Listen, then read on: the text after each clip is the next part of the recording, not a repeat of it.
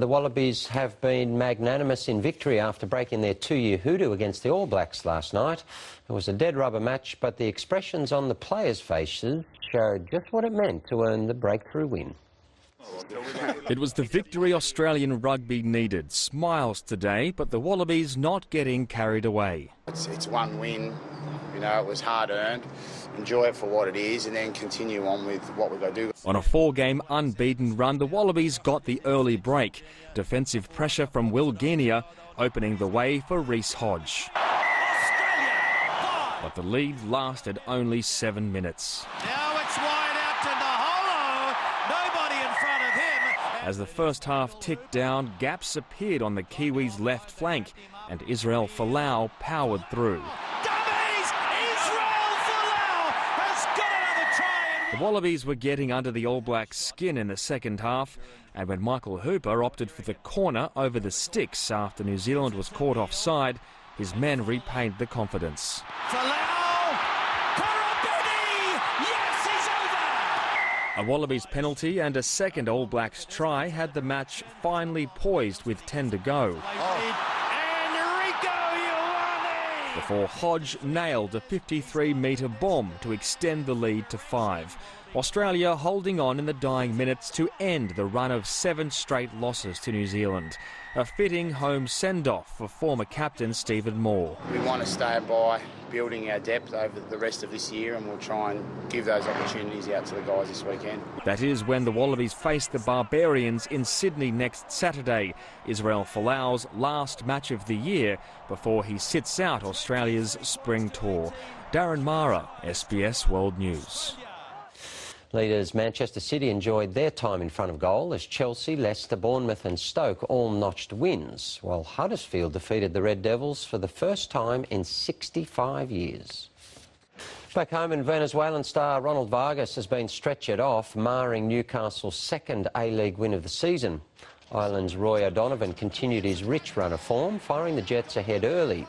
Nigel Bogard reversed the visitors' early good work with a sloppy own goal. Parity lasted just 2 minutes though, Petrados firing a rocket past his former team to push Newcastle back to the top. The Jets taking all the points, but with serious concerns for Vargas, who was the victim of a Matt Mackay tackle. Sydney FC coach Graham Arnold isn't happy about his side's poor start to games this season. The A-League champions fought back from a 2-goal deficit to level with the Wanderers in the Sydney derby last night. But Western Sydney's interim coach was full of praise for his team. I thought from start to finish we were excellent. I actually thought we even grew into the game. 2 sloppy goals, 2 terrible goals that we conceded and you know, it's something I need to address. Both sides remain unbeaten so far this season. There are just 5 days left before the Rugby League World Cup kicks off. Today the official launch took place as 13 cities prepare to host games. World champion Australia remain favourite to defend the title. As tournament hosts, Kangaroo skipper Cameron Smith knows expectations are high. We're not hiding the fact that we'd love to win this World Cup on home turf. You know, it's been a long time since we've had the opportunity to play a World Cup in front of our home fans. The Kangaroos play England in Melbourne in Friday's opener. Well, Australia is off to the best possible start in the women's Ashes. Ashley Gardner starred with the ball, taking 3 wickets as England made 9 for 228, batting first. Alex Blackwell's 67 not out with the bat saw Australia to a 2-wicket victory with 5 balls to spare. Blackwell says it was an innings that sacrificed style for substance. We talk about match-winning not-outs, and I had to sort of curb my enthusiasm to hit some boundaries to just make sure I was there at the end. Game 2 of the one-day element of the Ashes series is in Coffs Harbour on Thursday. In the NBL, the New Zealand Breakers have spoiled the party for Melbourne United. Melbourne drew their biggest crowd for a home opener since 1998 as more than 10,000 fans showed up. But it was the visitors who showed up on the court. Tom Abercrombie top scoring with 21 points in an upset win. Meanwhile, the Illawarra Hawks are trying to get off the bottom of the league ladder. Rodney Clark and Darius Conger were starring as they try to get their first win of the season. A short time ago, they led Brisbane by 6 points late in the game.